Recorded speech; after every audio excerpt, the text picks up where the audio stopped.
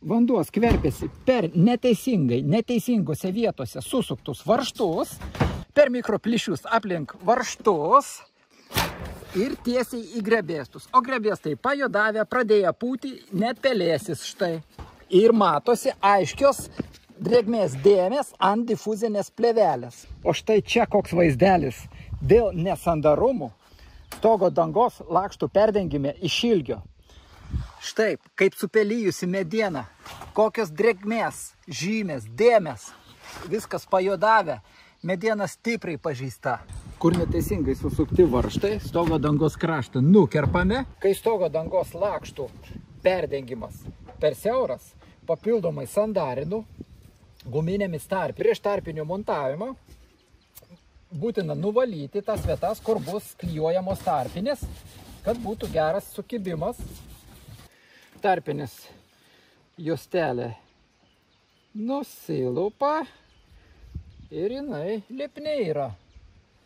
Tarpinės montuoju perdengimu viršuje, kad ekstremaliomis oro sąlygomis jinai kuo mažiau drėktų. Štai tos vietos yra, kur skardas nukirpome ir dabar šitos vietos yra atviros ir atsiranda galimybė jas užsandarinti. Bet tose vietose mediena jau išpūvusi ties varžtais, todėl tas vietas sandariname kniedėmis. Kniedės specialios, uždarų galų. Štai ši kniedė netinka, jin atvirų galų, o ši uždarų galų. Papildomai ant kniedžių uždedu tarpinę, štai tokią, poveržlę su guma, ir užtaisome skyles. Štai.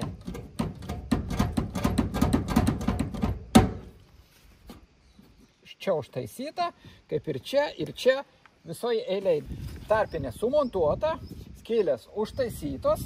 Dabar belieka dėti dangą atgal, stogo varžtus suku į kiekvieną bangą, kad tarpinė maksimaliai būtų suspausta ir sandari drėgmei. Toje vietoje svarbu montuoti trumpus varžtus, specialius, kurie skirti skardą sujungti su skarda. Neilgus, bet trumpus. Pabrėžiu, nes stogdengiai dažnai sumaišo. Na, profesionalai nesumaišo, bet mėgėjai sumaišo.